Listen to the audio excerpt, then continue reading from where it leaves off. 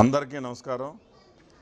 ఈరోజు తెలుగుదేశం పార్టీ స్థాపించి 44 సంవత్సరాలు పూర్తి చేసుకున్న సందర్భంగా 45వ ఆవిర్భావ దినోత్సవ సందర్భంగా అందరికీ కూడా శుభాకాంక్షలు తెలియజేస్తూ ఉన్నాం. తెలుగుదేశం పార్టీ ఆవిర్భావం అనేది ఒక సంచలనం. తెలుగుదేశం పార్టీ ఆవిర్భావం అనేది అన్న ఎన్టీ రామారావు గారు గుండెల్లో నుంచి వచ్చిన పార్టీ తెలుగుదేశం పార్టీ. పేదల కోసం, బలుగు బలహీన వర్గాల కోసం పనిచేసింది తెలుగుదేశం పార్టీ.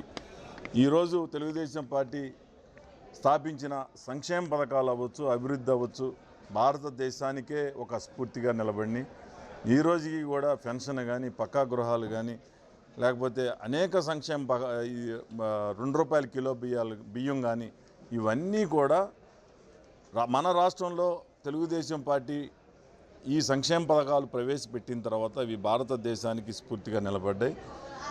ఈరోజు మరి చంద్రబాబు నాయుడు గారి నాయకత్వంలో కానీ, లోకేష్ బాబు గారి ఆలోచనల నుంచి కానీ ఈరోజు మన రాష్ట్రానికి సాక్షాత్తు ప్రధానమంత్రి గారు అమిత్ షా గారే తెలియజేయడం జరిగింది.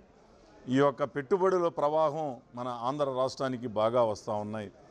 దీని యొక్క విలువ భవిష్యత్తులో రాష్ట్ర అభివృద్ధికి ఏ విధంగా ఉంటుందో అనేది చాలా ఊహించడానికి కూడా అందులో లేనంత ఇదిగా అభివృద్ధి చెందడానికి రాష్ట్రం ఉపయోగపడుద్ది. ఉద్యోగ అవకాశాలు రాష్ట్ర ఆదాయానికి, అభివృద్ధికి కూడా ఉపయోగపడే విధంగా జరుగుతోంది. ఇది కేవలం తెలుగుదేశం పార్టీ వల్లనే సాధ్యమవుతుందని చెప్పి ఈరోజు తెలుగుదేశం పార్టీ కార్యకర్తలు ఎవరైతే పార్టీ స్థాపించిన దగ్గర నుంచి ఉన్నారో వాళ్ళందరినీ కూడా సన్మానించుకోవటం, భవిష్యత్తు ఏ విధంగా మనం ముందుకెళ్లాలనే దాని మీద ప్రణాళికలు రూపొందించుకోవడం ఈ యొక్క కార్యక్రమం ముఖ్య ఉద్దేశం ఈ సందర్భంగా తెలియజేస్తా ఉన్నాం.